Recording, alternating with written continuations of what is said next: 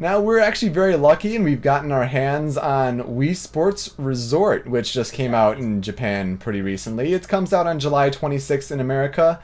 And if you've been holding back on getting Wii games, this is going to be a definite purchase. Not only will it come bundled with a Wii Motion Plus, so you'll have an extra one, sitting around for multiplayer events, but this game is amazingly fun. I don't think I don't think I've actually put that much time into a Wii game for a long time, since Brawl. Bowling and golf come back with improved controls because of the Motion Plus. You've got, Frisbee, you've got archery, you've got sword fighting, you've got basketball. There are 12 total events, and like each event sport has 2 or 3 different subsets. So there's almost just like an almost unlimited a number of things you can do with that game. Sorry, ping pong's one thing that kind of always intrigued me, and I like the way it looks, although I haven't tried it myself. That's true. The table tennis is also a lot of fun, and it just brings back the whole Wii Sports thing with raising your score. It's very addicting, and it's so much fun as a party game. We tried some team archery, a blast. Team archery is fun as hell. Oh man, I like that a lot. But I'll tell you, one thing that I just don't like with the motion is Frisbee. I just don't like that stuff. It just was not fun to me. It really depends. The more I've been playing it on your just the release point, it is tough to get used to. But once you get the hang of it, it's so much fun. Honestly, for a person like me that has gotten out of the casual playing scene and whatnot, I was really enjoying playing that game and even watching you play. It just seemed like a really fun game, and it reminded me of the good old days when I used to play Wii Sports, and I used to think Wii Sports was the shit. All my friends came over to play Wii Sports, Wii Sports Tennis and stuff, and I can see them doing it again for Wii Sports Resort. Yeah, so definitely pick that one. If I give it a rating, 95 out of 100. If we could say it right now, if the Wii is going to ever make a turnaround, starting point is Wii Sports Resort. Yeah, well, no. Because the turnaround for me is moving away from the casual market, but hey, that's a different story. Anyways, now, I know this game is a little old. By little, I mean like a year, but I've been doing nothing but playing it because I finished college. I'm done. I'm going to medical school soon, but I was waiting until now to play this game because it's been sucking my life away. I've already put more than 150 hours in it. DISGAEA 3. In a week, I've already put over 150 hours, and I'm playing Smash, and then in between games, whenever I lose, I wait for my turn again, I'm playing DISGAEA 3. It's just so much fun. I love it. There's so much depth to it. The game is it's funny. It has, a story that you actually care about, characters you actually care about. It is such an in-depth RPG, strategy RPG. It's it's not a Fire Emblem. If you don't know strategy RPG, it's Fire Emblem, Final Fantasy Tactics, but times 1,000. It's a lot more in depth than those. The game actually never ends. You can go for an infinite amount of time if you want. And I'm still working on some of the side quests, and I've been power leveling for hours and hours and hours. I watch movies and I'm just power leveling, on the side, just looking, like that, and just playing, looking back, playing, looking back. And, oh man, I just can't get enough of this game, and I'll give it a 95 out of 100. I know it's a niche game, I know not everyone will like it, but if you like RPGs, or strategy RPGs especially, if you like Fire Emblem, if you like, Final Fantasy Tactics, you will love DISGAEA 3. And if you like, if you like characters that go over level 1,000, well, it's definitely your game for you. I beat the game, the story mode, and my characters were level, I think, 80, and now one of my characters is level 1,700. Yeah.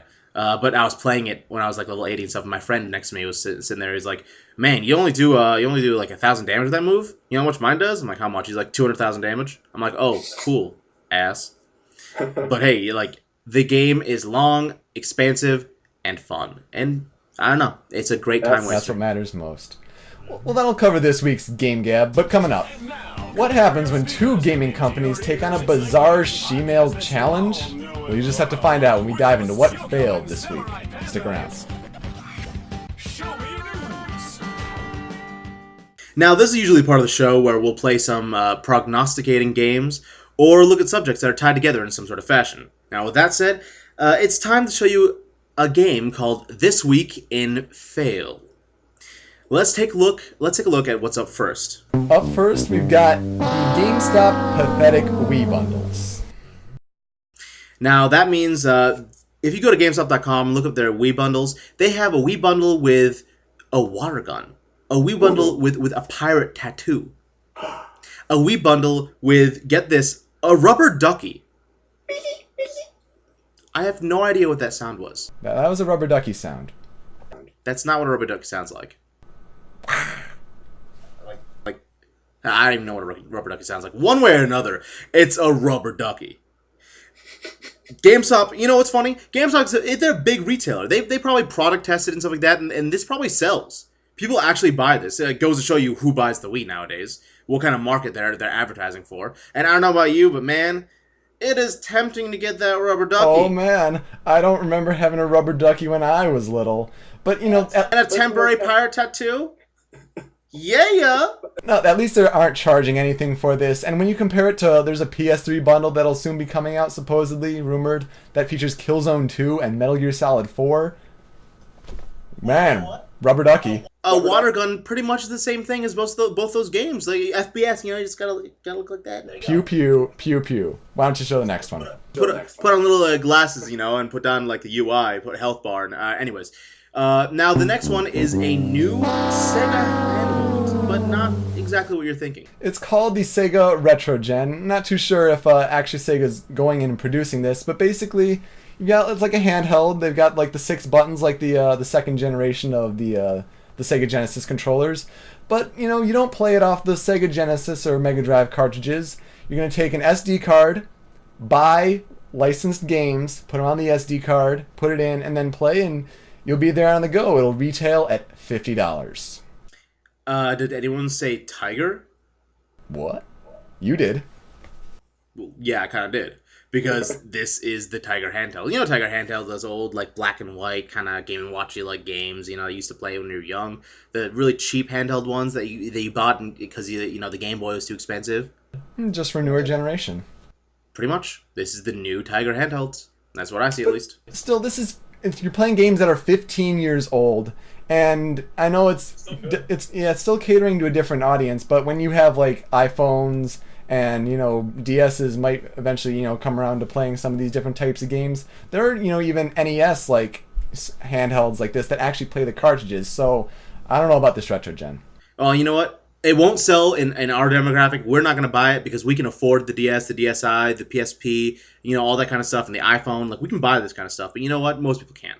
And that's what they're aiming this for. And this will sell. It will sell a lot. It will sell well because people don't want to spend that much money on video games anymore, especially on portables for young kids, especially in this economy, this economic decline, decline. And I don't know. It's my opinion.